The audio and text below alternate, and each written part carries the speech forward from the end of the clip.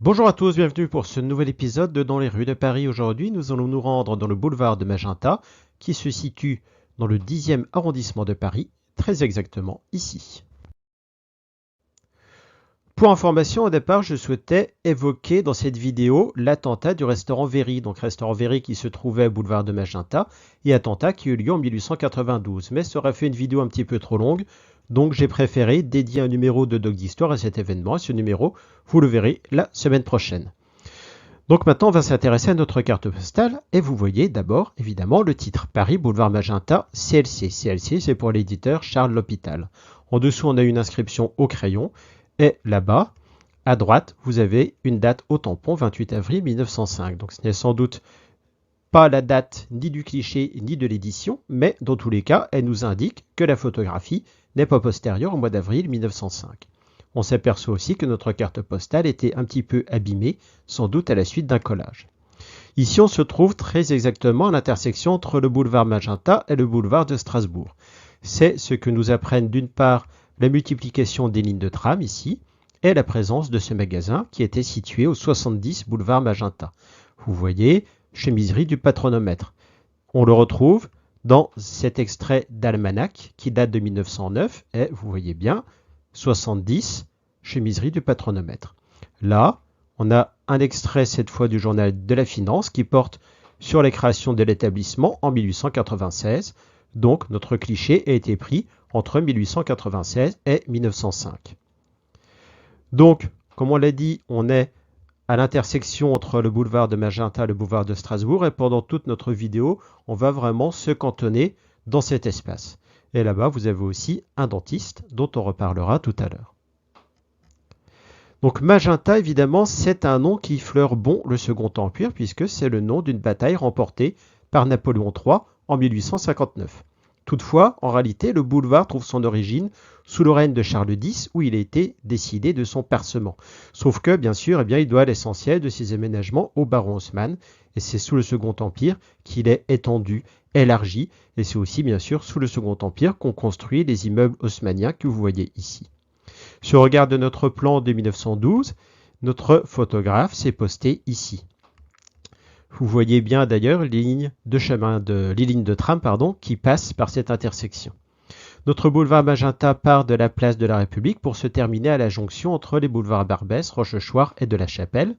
Et surtout, à partir du Second Empire, ce boulevard Magenta dessert la gare du Nord, qui est une gare particulièrement importante d'un point de vue économique et stratégique, puisque à la fin du siècle, elle va relier le bassin houiller du Nord à Paris. Et dès le Second Empire, elle permet de relier Paris à l'Angleterre.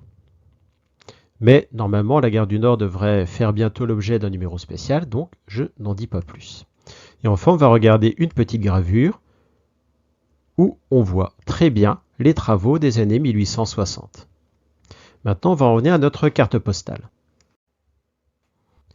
On va voir plusieurs cartes postales dans cette vidéo, mais la première que j'ai choisie, c'est celle-ci parce que tout simplement, la vue en hauteur nous permet de bien voir la complexité du réseau de tramway parisien à la belle époque. Je vous rappelle, le tramway arrive à Paris en 1855, donc sous le Second Empire, à peu près au moment où notre boulevard Magenta commence à prendre la physionomie qu'on lui voit sur cette carte postale. En 1890, donc au début de la belle époque, on a 17 voies de tram à Paris. En 1925, on en a 122. Et là, vous voyez le magnifique damier qu'il a fallu réaliser pour permettre à nos voies de tram de s'entrecouper à cette intersection entre le boulevard de Magenta et le boulevard de Strasbourg.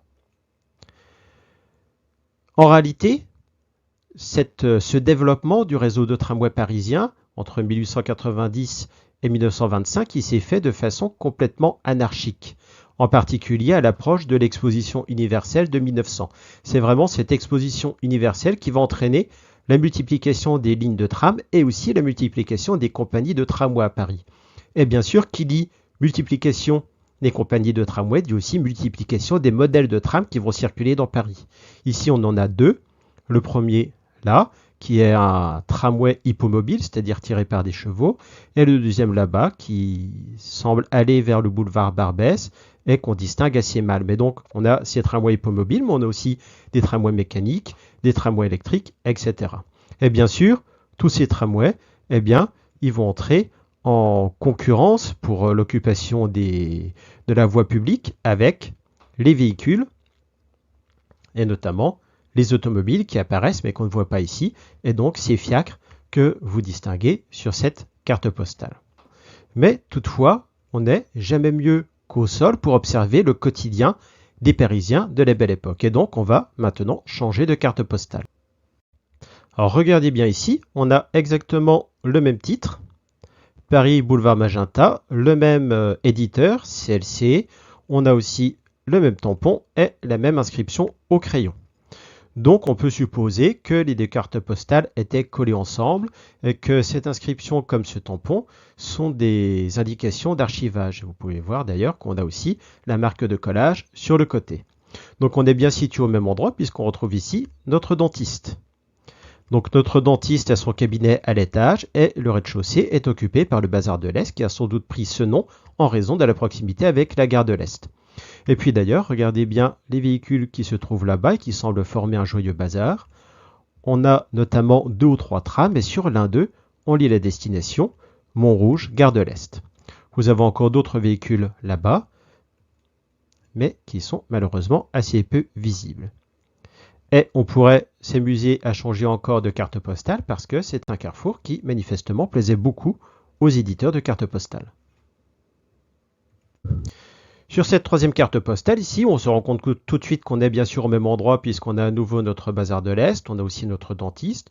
On voit qu'on a toujours un petit peu les mêmes passants, les mêmes véhicules. C'est une rue qui est un boulevard qui est très couru.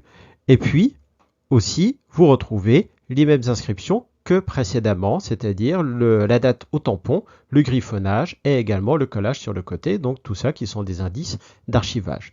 On va à nouveau changer de carte postale ici pour prendre un angle un petit peu différent, mais retrouver toujours une circulation abondante et une foule dans notre boulevard de Magenta.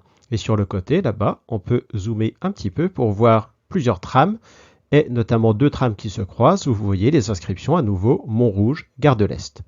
On a également d'autres véhicules, plus ou moins pittoresques, comme celui-ci de l'entreprise Bernot, ou encore ce qu'on retrouve au milieu ici.